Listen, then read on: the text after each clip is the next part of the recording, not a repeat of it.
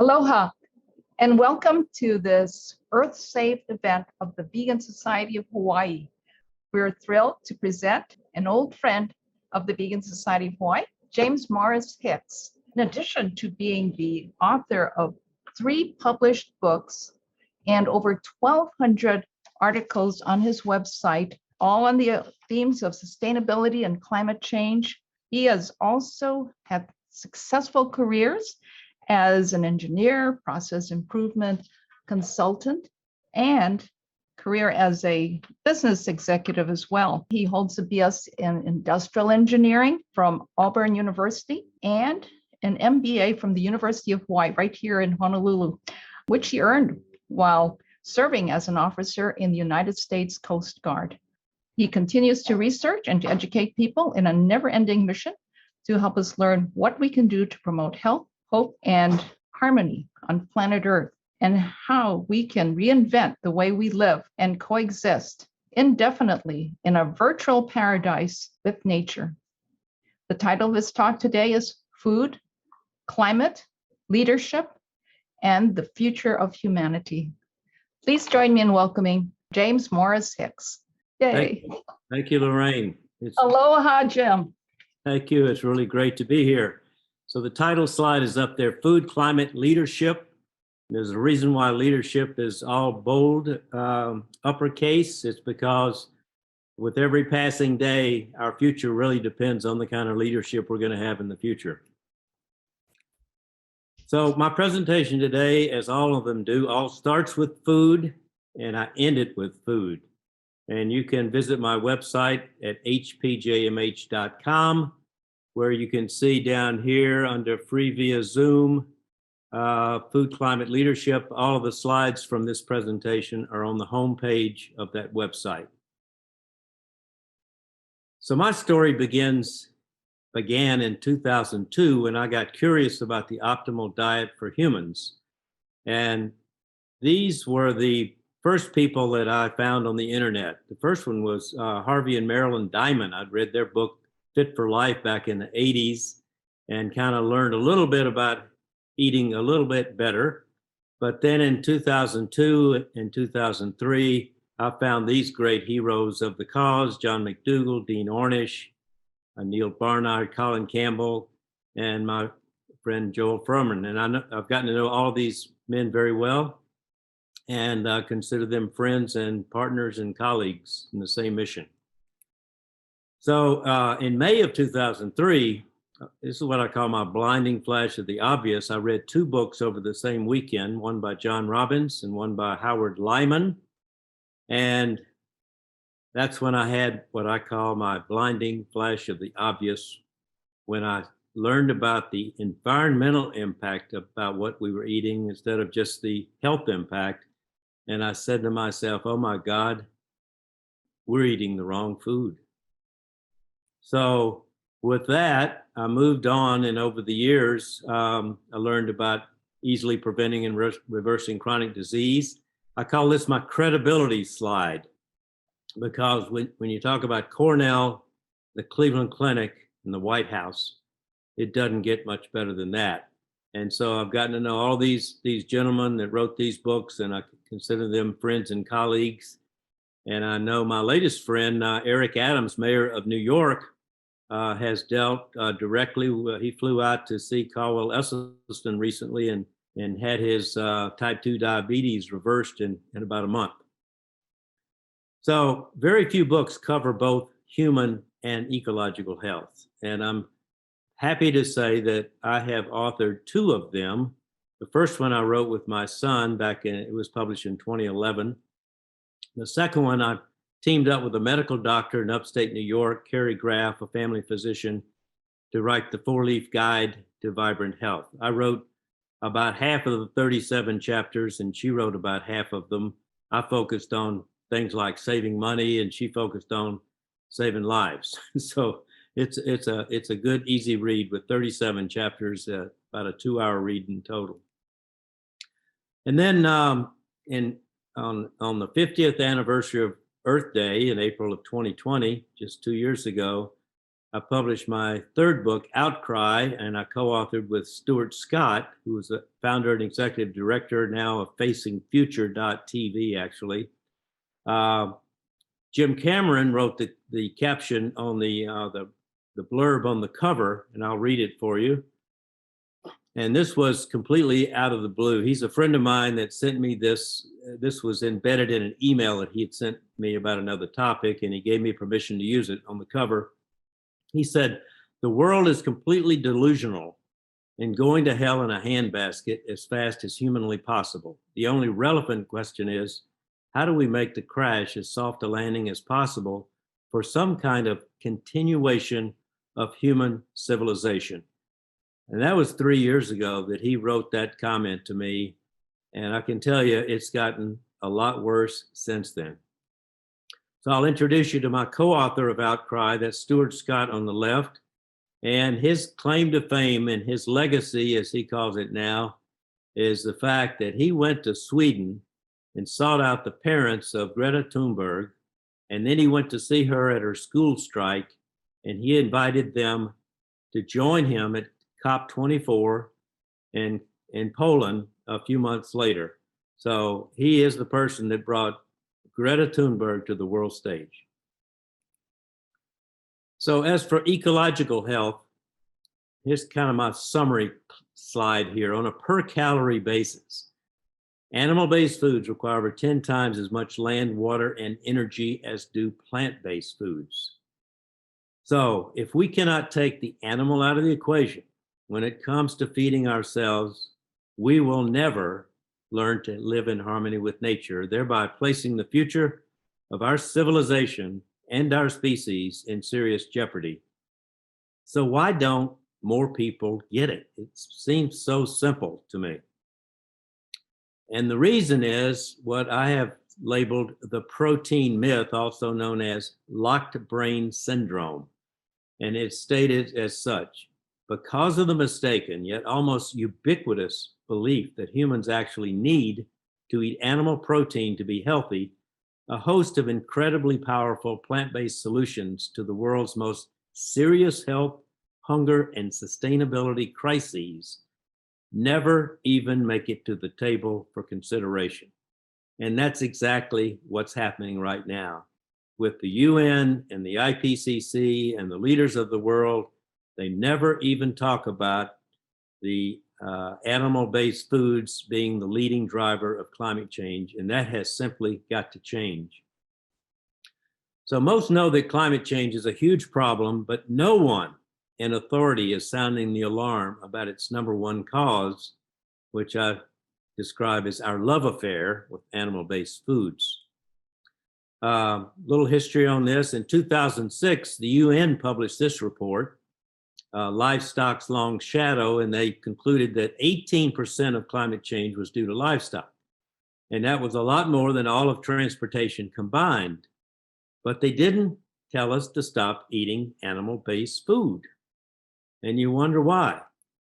It's because of the protein myth, the locked brain syndrome. And I'll get into more reasons for it as well.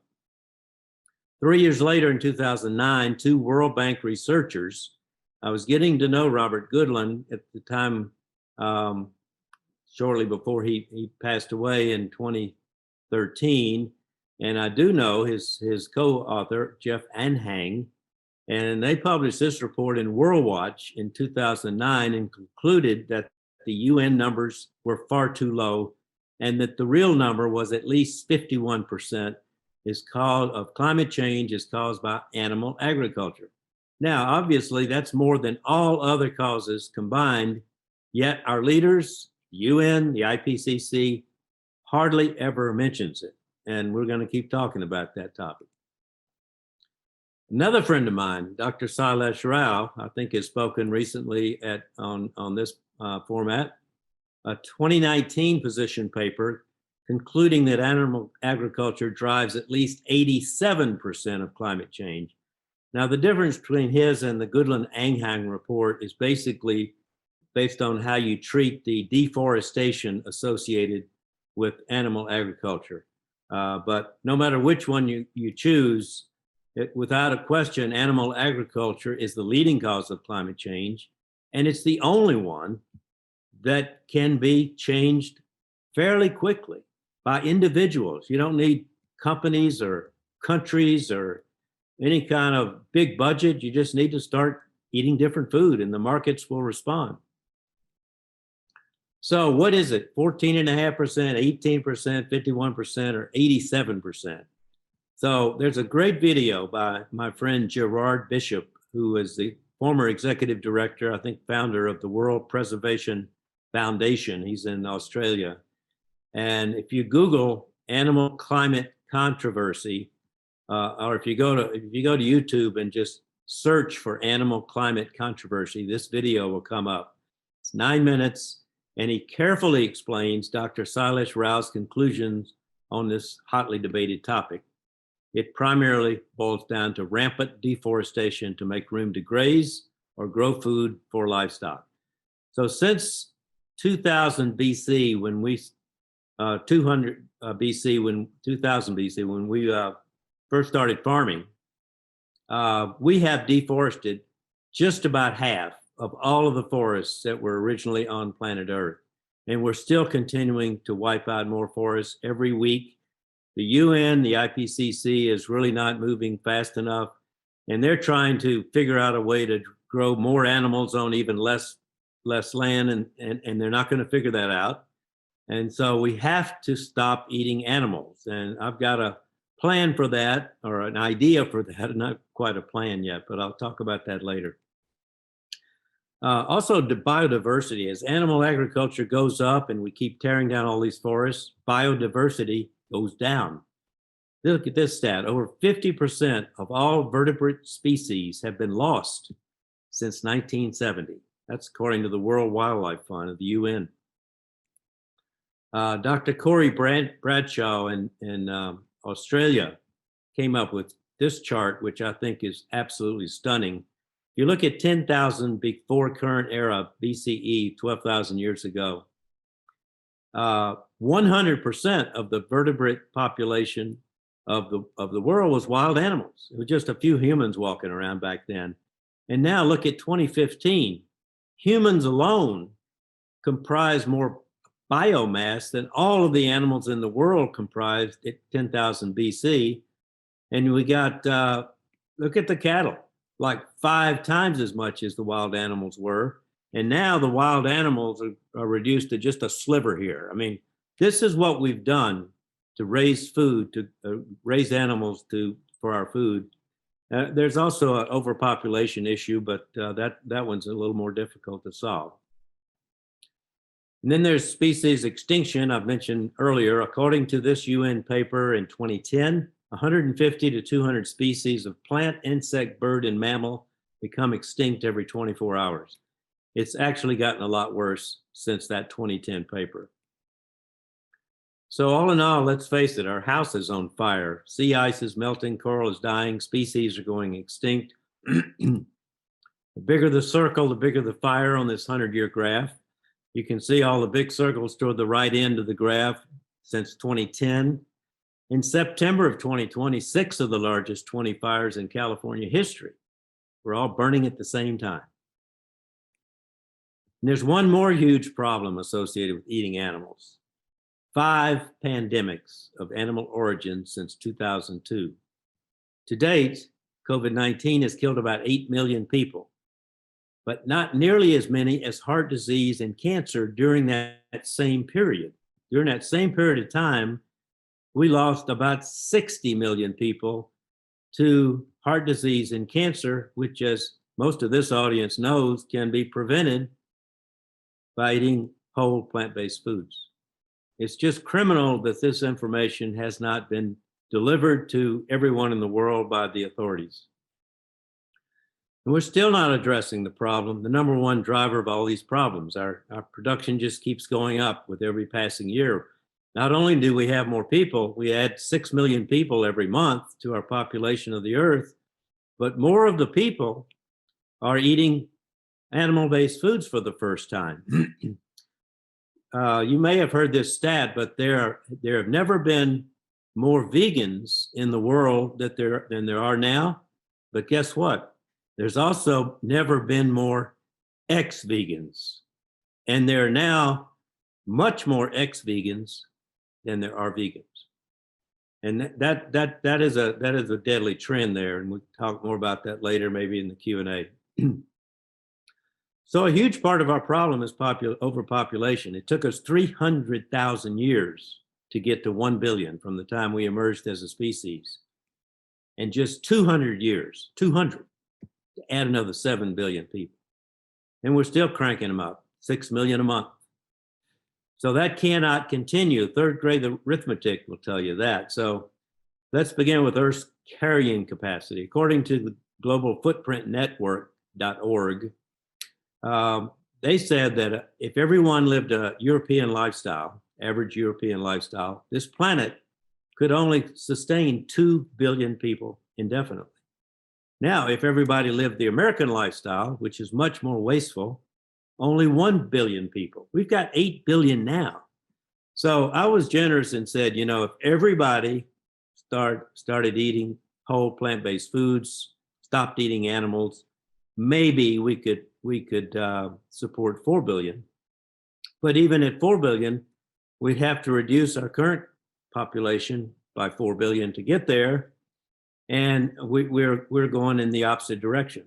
And actually, if you cut the birth rate down by 75%, it would take 160 years to get down to my 4 billion number. So that's a long shot, but people aren't even talking about it. I mean, in this country, we're arguing about a woman's right to birth control, for God's sake. Okay, let's take a break here and recap our situation. We have way too many people on the planet. Most are eating the wrong food, which requires us to destroy more of nature. Hundreds of species go extinct every day. We're consuming way too much stuff. We're running out of time to save ourselves. We need a totally new system of living, including a nature-friendly global economy. And what about those environmental NGOs, those organizations like these who claim to be out there helping show us the pathway to sustainability? Well, I have a short personal anecdote to tell you about these guys. Two of the top officers from two of these organizations attended a meeting where I was in 2013. It was a small meeting. There were 22 people sitting around a table in Southern California. And the host of that meeting was very much a fan of plant-based eating. And he directed his question to those two officers of those NGOs. And he said, hey guys, I've been looking on your websites, both of your websites, and I don't see a word in there about the importance of getting rid of animal agriculture as the leading driver of climate change. You guys claim to be the environmental specialists. What gives? And one of them kind of sheepishly said, well, you know, if we got to be known as being anti-meat, it would destroy our fundraising. Now, how about that? He's worried about his fundraising, but not telling the truth to worry about saving the billions of innocent children of the world who are suffering along with the way we are living. So can these guys save us? Absolutely not. They need to get on board, but they won't because they can't. They get their support from the public, and that's why I have an idea later on to kind of get around that. So in chapter 4 of Outcry, I've reviewed these 9 what I call big picture scientists. They're arranged here in order of ages. Jacques Cousteau was the oldest. He's listed in the upper left. And he's deceased. Dr. Frank Fenner, who was the guy that led the project, the worldwide project to eradicate smallpox. He also passed away. And then there's Robert Goodland that did that famous study about the leading drivers of climate change. The rest of them are listed in order of ages, although E.O. Wilson just passed away a little over a year ago. But I've gotten to know the living ones on this list. and I've studied the ones that are deceased, and I can tell you that none of them really are highly confident that we've got a chance to survive as a species. T. Colin Campbell is about the only one on this list of 9 big picture scientists who truly understand the power of plant-based foods to not only reverse our chronic diseases, but actually reverse climate change. So what about these guys and their animal-based foods? You know, I'm thinking, first I want to talk about Dr. Emmott for a second. I met Dr. Emmott. He's the youngest of the group. And I asked him in his book, at the last part of his book, I said, if everyone in the world, if everyone in the developed countries would shift to eating a whole food plant-based diet, do you think you would change the last 4 words of your book? Which is, I think we're effed, as you can see here. The last phrase was, we urgently need to do, and I mean actually do something radical to avert a global catastrophe. But I don't think we will. I think we're effed. Now, since then, he has become more of a plant-based advocate. He's the youngest one of the group. There's a great video by him at the bottom of all of my SOS memos that I'll share with you later. But because of these, all of these scientists who are predicting doom and gloom, I see 3 variables that offer hope, because maybe they wouldn't have such doom and gloom if they understood more about these 3 factors, one being the food choices, and I know most of them don't really understand it or get it, although Dr. Peter Wadhams up here, I've gotten to know him. He's the world's leading authority on ice in the Arctic, and he did tell me, Jim, I'm eating a lot better since I met you. So we're getting there one step at a time, right? So the 3 variables offer hope are food choices. Those scientists don't know a lot about them. Systemic change. These are scientists that study changes in the atmosphere and the ice and species extinction, but they don't really understand systemic change for the way we live. And then leadership, which is my #1 topic today. So speaking of systemic change, this is Buckminster Fuller. I love his quote, you never change things by fighting the existing reality. To change something, build a new model that makes the existing model obsolete. And that's what I've tried to do in Outcry. We need radical systemic change, not trillion-dollar band-aids, as depicted by this picture.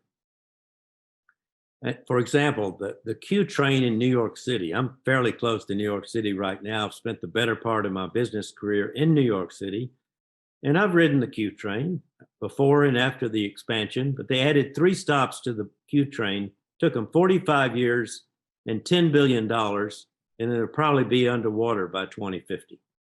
You know, does that make any sense whatsoever? That's how we spend our money. So here's my vision, or our vision, mine and Stuart's, of systemic change. It's what I call the Great Big Northern, a 25-mile wide living corridor running from Boston to Seattle. And the reason Oregon is in red there is because that corridor in total is about the square miles of the state of Oregon. So we could fit 90% of all Americans in that one corridor have a super efficient way of life with a fabulous Hyperloop system running down the middle of it. And we could turn all the other land, all of the other 90% of the land in the United States back completely to nature and leave her alone. So a little bit more about the virtual paradise on Earth. I call it the Great Big Northern because it goes across the northern part of the United States. This is just a vision. This is just an idea. It would be managed not by the US government, but by a wing of the US government called the American Green Region Authority, is what name I gave it. And I consider it a magical way of life for humanity. And the greenest part of the Great Big Northern is this Hyperloop system replacing the 275 million cars and trucks that we have in this country, and the millions of miles of roads, and the airline the domestic airlines. We could replace all of it, and you could still visit all of your family in just a couple of hours on the Hyperloop train. So a few ideas, policy ideas regarding the Great Big Northern. By invitation only, a better alternative, American Green Region Authority, inviting only people who agree to the rules of only plant-based eating. Only green consumption options exist. I mean, you're talking about a city, an entire city, where it's impossible to make a bad choice because those choices are not available. They're built into the system. 100% plant-based eating, great tasting food everywhere.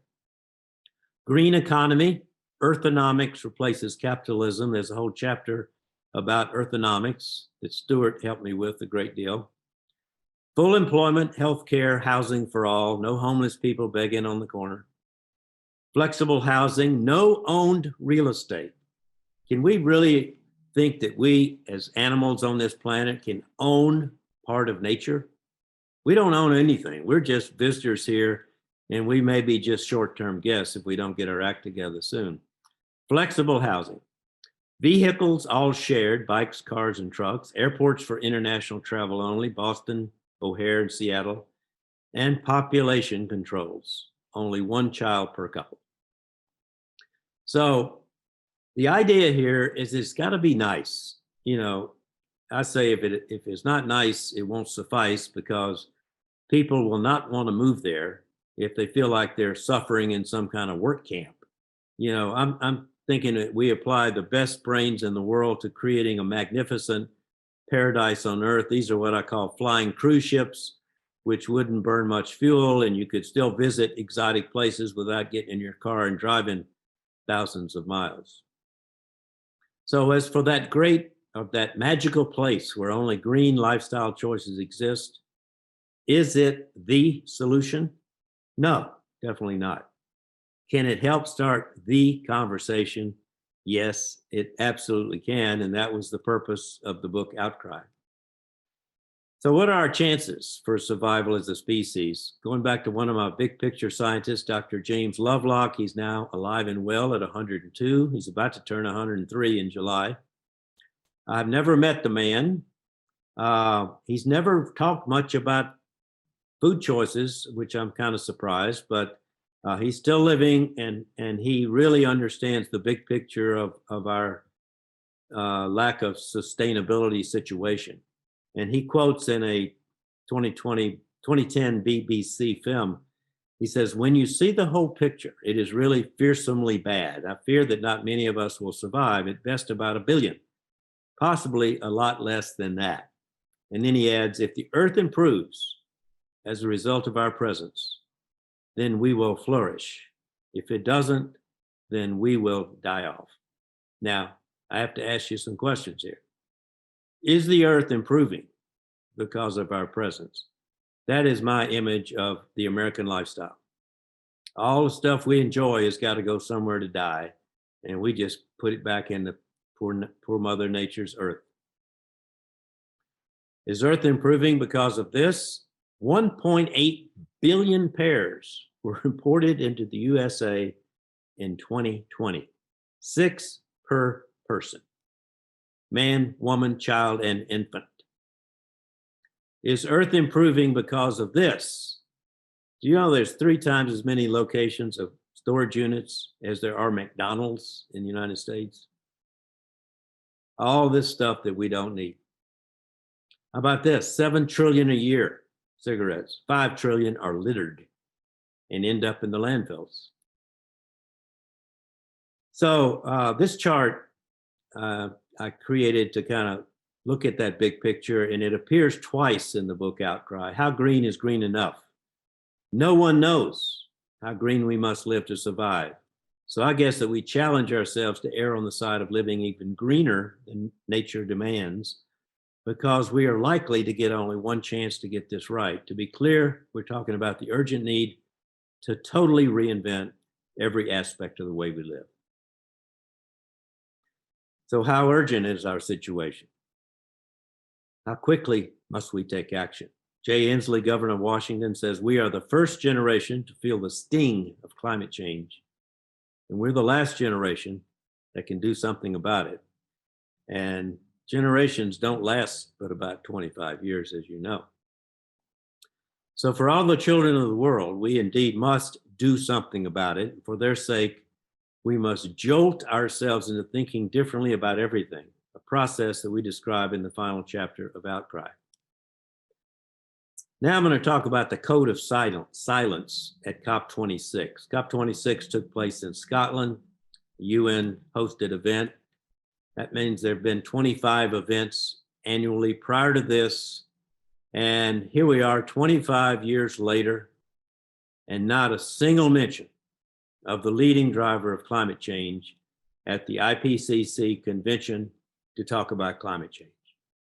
With the exception of Greta, who was in Glasgow that week, but they wouldn't let her in the building because they knew she would talk about all the things that we do that we shouldn't be doing and ignoring the elephant in the room, which is the animal-based foods.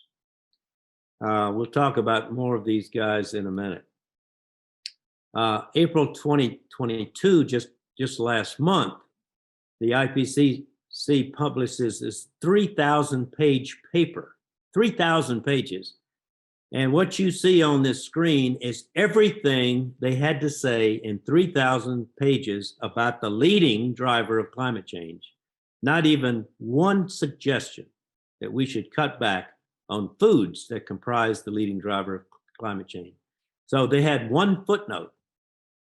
Sustainable, healthy diets promote all dimensions of individuals' health and well-being, have low environmental pressure, and impact are accessible, affordable, safe, and equitable, and are culturally acceptable as described in FAO and WHO. So, I mean, it's just almost a criminal joke to think that they don't even mention it and they stick it into a little footnote. They did say, added to that footnote, that the related concept of balanced diets refers to diets that feature plant-based foods, such as those based on coarse grains, legumes, fruits and vegetables, nuts and seeds, and animal-sourced food produced in resilient, sustainable, and low GHG greenhouse gas emission systems as described in such and such. Now, the problem is there is no way to feed 8 billion people in a sustainable manner making animal-based food. So it's just a joke. It's a criminal joke. I'm leaning toward a different form of leadership that's independent of the UN and the IPCC and all the politics that goes with it. And so my ideas are kind of a outgrowth of my background. We all learn from our background. There are four phases of my career. The first phase after I graduated undergraduate was working for a process improvement and strategy consulting firm that was later acquired by Accenture. And we basically served clients to help improve profitability. And I did a whole lot of process improvement from factories to boardrooms to sales forces and to retail stores. So that's where I really got to thinking more about the big picture of how we live and how we can improve upon it. The next phase was illustrated by the Ralph Lauren insignia. Was as a corporate executive. I was a senior corporate executive, was division president and executive vice president at various corporations, including Ralph Lauren.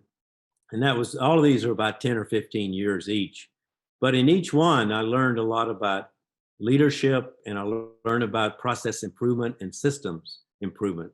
Egon Zehnder is the name of one of the most prestigious executive search firms in the world. I call that my third phase of my career, was the executive recruiting.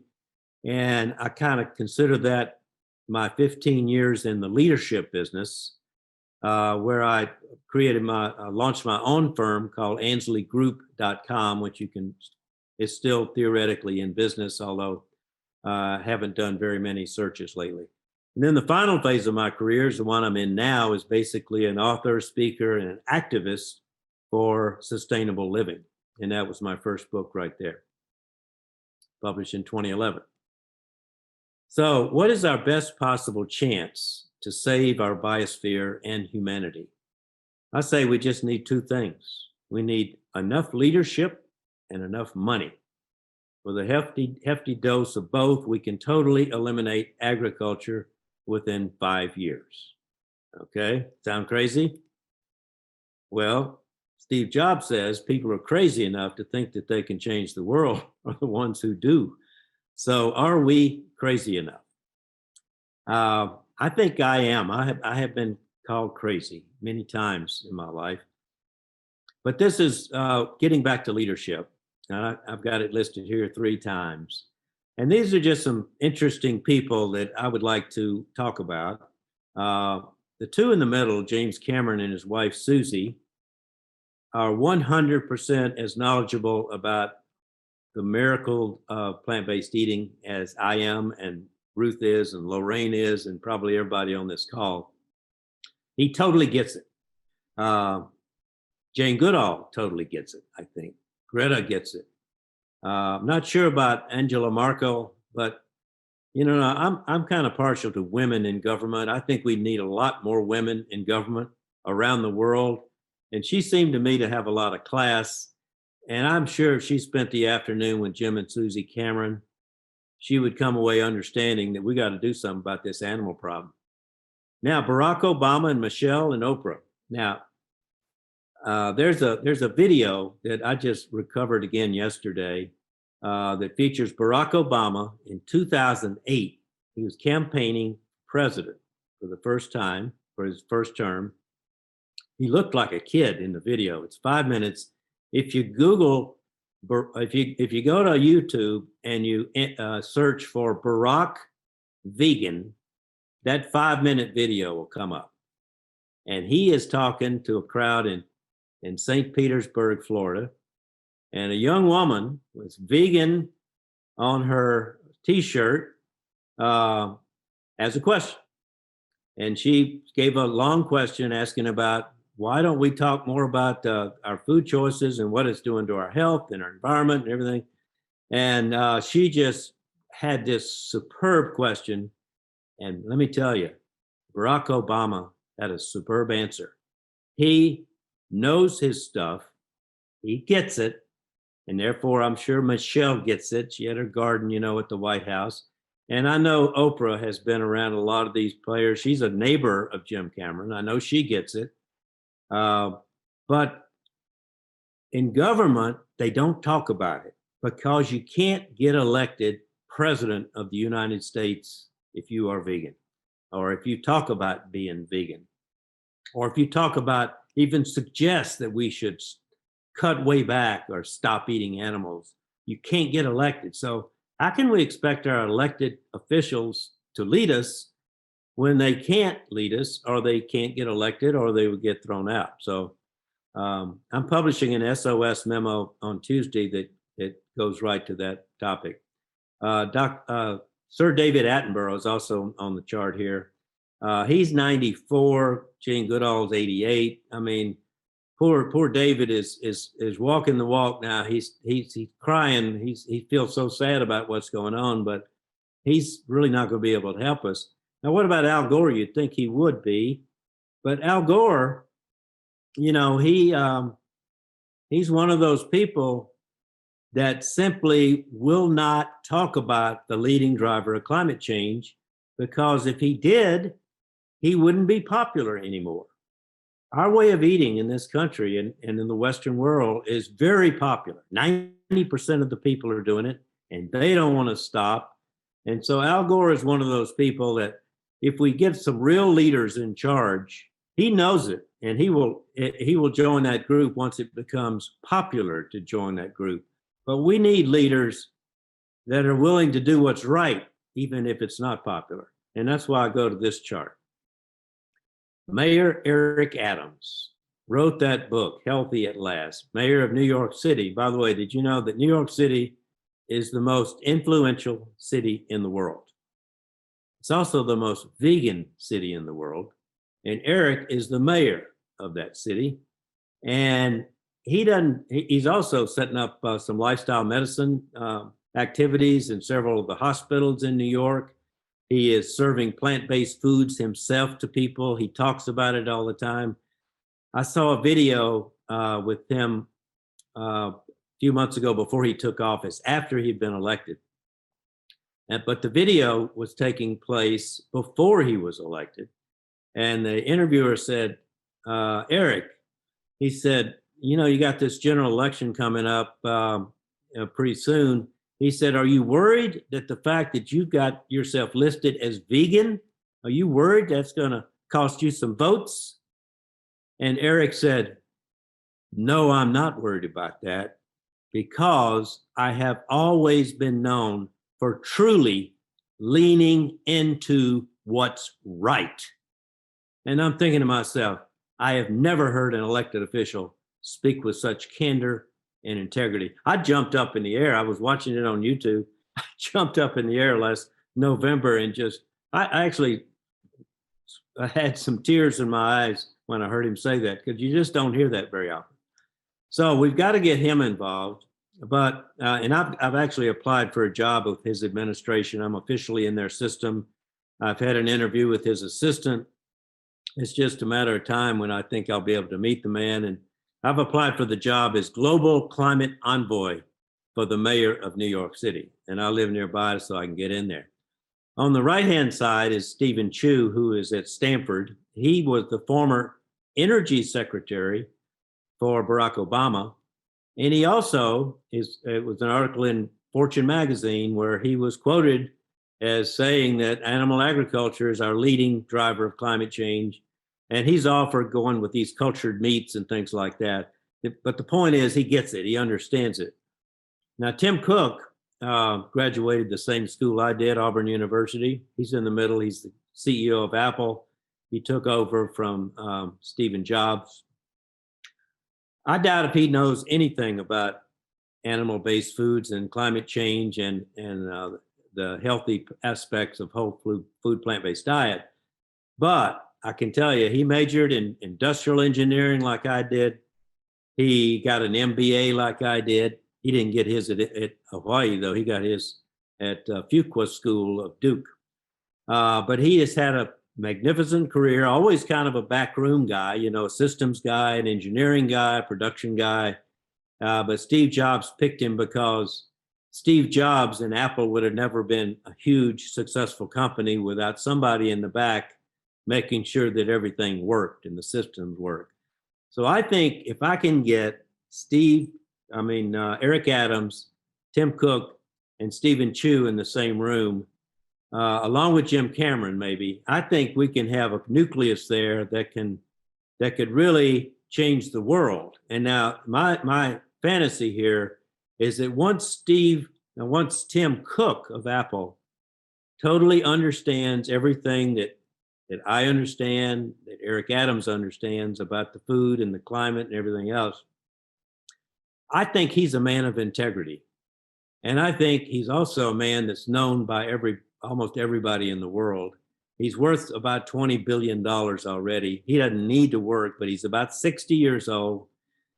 He is the perfect kind of guy. And once he gets it, he can meet with wealthy people one at a time and raise a few $1 billion from each person. People like Bill Gates and Warren Buffett and a host of others. And I'm talking about him and these guys setting up the world's largest media company that is totally focused on addressing the number one driver of climate change, animal agriculture. And I wrote about that in my SOS memo number 157, posted on 5/10. So just a couple of weeks ago. So it really, to me, it all boils down to leadership, and we have to have leadership that can act with integrity and not have to be beholden to organizations that won't permit them to talk about truths, scientific truths, just because they're unpopular. So I said I'd start in with food choices. So this is a system of eating that I guess you'd say I invented it, but I basically stole it from T. Colin Campbell, and I sat at his breakfast table in Ithaca, New York, and told him the idea that I had. And I wanted to base the definition of the optimal diet I wanted to base the system on his definition, which is simple. The closer we get to eating a diet of whole plant-based foods, the better off we will be. And so I told him I'd created this little scale and, 20, 40, 60, 80, focusing on what we do eat. And he said, stop right there. That's what I like about this. It's focusing on what you do eat and not what you're not eating. And he said, it's not what we're avoiding, it's what you do eat, and you get points for getting more whole plants. And it also gives an implied wiggle room so that you could theoretically eat one Easter egg per year, and you wouldn't be vegan, right? But you could get 90% of your calories from whole plant-based foods. So you can find out where you are in 2 minutes for free at the4leafsurvey.com. Now, people say it's too expensive, not convenient to eat this way. Well, I'll challenge everybody in the world on that one. For $10 or less, you can get this meal just about anywhere. Airports, shopping malls, the corners of the streets in New York City, any major city. That's rice and some beans and a lot of vegetables for under $10 and a free cup of water. I mean, how can you beat that? So I call these my easy meals at home. I lived by myself for about 20 years, and I got pretty good at making my own meals. I can have a 4-leaf meal ready to eat in 4 minutes, and it costs me less than $4. And if you look at, these are the primary ingredients that I use repetitively, and I don't ever get tired of my go-to meal, because once I get hungry, populations of billions of people have lived on nothing but the same meal every day. And if the meal is tasty and filling, you don't have to change what you eat all the time, I don't think. So I eat probably more broccoli, Brussels sprouts, and cauliflower than any man in America. I would challenge any man in America on that one. This is the frozen edamame at Trader Joe's, which has got one ingredient, edamame. Brown rice at Trader Joe's, frozen, ready in a couple of minutes. One ingredient, whole grain rice. Now, Japanese style fried rice has more than one ingredient. It's not the perfect meal, but it's got a lot of carrots and stuff like that in it, kind of rounds it out. And this is also at Trader Joe's here. And I can season 6 of my meals with Trader Joe's riced cauliflower bowl. And again, it's not a great whole 4-leaf meal, but when you combine it all together the way I do, every meal that I prepare for myself is definitely over 80% from whole plants. So you can find my SOS memos at hpjmh.com at the SOS memos page. You can sign up to get my weekly column delivered to your inbox. These are the most recent ones. They were listed, the newest one first, Overcoming the Suppression of Truth, Reclimate. Then I took a road trip recently, 10 days, 14 states, and 3,100 miles. Had some revelations along the road as I was thinking about all those trucks delivering all that stuff to people all over the country. So I encourage you to sign up for those. There's like, they used to be bite-sized memos called BSB. Then they got too long to be bite-sized. And so I changed in April of 2019, I changed them to SOS memos. And I posted one every week since then. And I never run out of anything to say. I just I get the New York Times in my inbox on my electronic devices, and there's always something to write about, particularly if you're writing about how to save humanity. Now, I said I would talk about my personal game plan, and I say I'm 10 minutes away from my 1 hour allowed. Now, I don't write about my game plan because it's personal and it involves my children. But that image is in Canada. It's a farm field in Canada. As climate change gets worse, the northern climates are going to be able to grow food longer than they will be in Missouri and Texas and the lower 48 of the United States. And so Canada is going to be a good place to be. And Dr. Lovelock said on television in Canada recently, he says, you know, they're going to have to close the borders once climate change really gets cranking. And I think it's going to get cranking within the next few years if we don't make some big changes soon. And so I wanted to talk about my personal situation. Was I know some Canadians, and the most prominent Canadian I know is my daughter, and that's her in the wedding dress on her wedding day. You notice all the hockey sticks? They don't have an arch of swords. I had an arch of swords when I got married in Honolulu at Hickam Air Force Base, but they've got an arch of hockey sticks. And most of those hockey sticks are held by Canadians. And one of them, one Canadian in the picture is my daughter's husband, Michael, who you see there. He's a hockey player, in addition to his civilian engineering job. So he's got a Canadian passport. My two granddaughters in that family are in the process of getting Canadian passports. And he still has parents that are living in Canada. And so things get really bad, they're going to be able to go to Canada and have a place to live. And my son is already living in Massachusetts. I live in Vermont, so I'm not worried about moving. I'm 77, and you know, I've had a pretty good run. If I live another 10 years, that'll be a really good run. My daughter scored 32 on the survey after watching What the Health with her husband, and 32 means that she's four leaf. Anything over 30 is four leaf on the survey. The score ranges, possible scores from -44 to +44. She got a 32. Now she weighs about 90 pounds. So, you know, my survey was designed to be able to work for people like her. So I call it portions, you know, the number of portions or servings that you eat. Well, a serving for the biggest hockey player in the group might be 5 times what a serving is for her. But she did score four leaf, and I'm very proud of my daughter, Diana, graduate of the University of Georgia. And she's was a journalism major, so someday she's going to maybe join my team as part of that media company that I was talking about.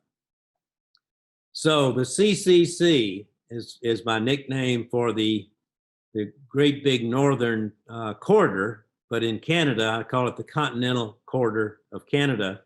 And in keeping with the hockey theme, this is Newfoundland, which is part of Canada.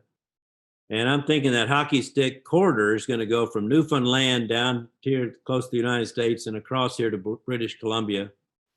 And did you know that Canada has more square miles? It's a larger area than the United States, but there are fewer people in Canada than there are in California. So that's my personal game plan. I'm hoping that I've got several grandchildren, and you know, I kind of word everything I write about as I'm concerned about all of the children in the world, not just my grandchildren. But that's kind of the emotional part of my presentation, and I will go on down here to the final slide, which shows you my primary websites, fourleafprogram.com, the survey. And this is Arch by Four Leaf is a system that I've developed but never sold anywhere, but it's a system for lowering the cost of healthcare in large organizations. It's called ARCH, which is an acronym for automatically reducing the cost of healthcare. And it's all about four-leaf eating. It's all about eating whole food, plant-based diet. Thank you so much, Jim. That was really amazing and very motivating.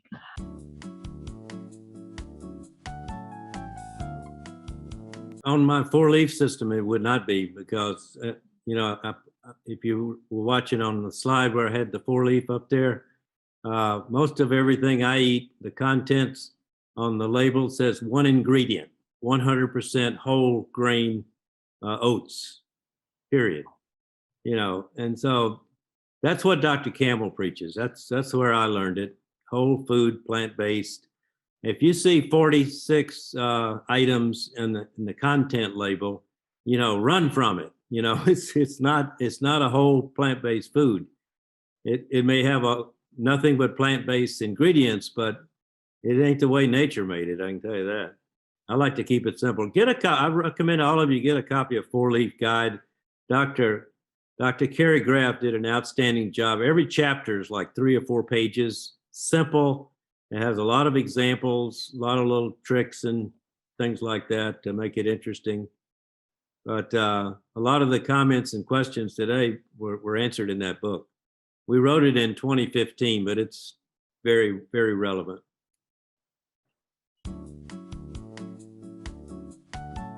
Well, I didn't talk about electric cars per se. I talked about no cars. I talked about a living corridor Right. that features a 760 mile an hour hyperloop system so that I can visit my grandchildren in Seattle in just a few hours from New York. And no cars anywhere. No cars, no trucks. I think we're evolving. Yeah. We're maybe heading in that direction, and hopefully not buying gasoline and driving an electric car for a while will help. That's my a good contribution. point. Yeah, you're right. No question.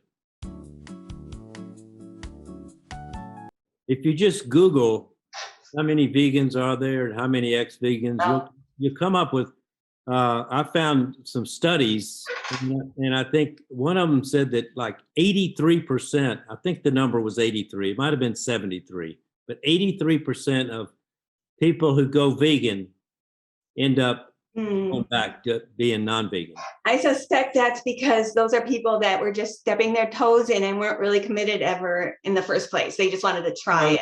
No, but they like someone else just mentioned, it's inconvenient. There's only one vegan option on the menus, and it sucks and it's overpriced. So I think the good thing about it is that they gave it a try, and that it might be like a smoker trying to quit, where they have to try it a bunch of times before they actually do it. Maybe that's their first try, and they're really hooked on the food they're normally eating, and it's got that factor of being very addictive with sugar, salt, and oil, and maybe they'll try it again and they'll try it again. So actually, I feel like that's actually positive that there's so many, because that means they might come back.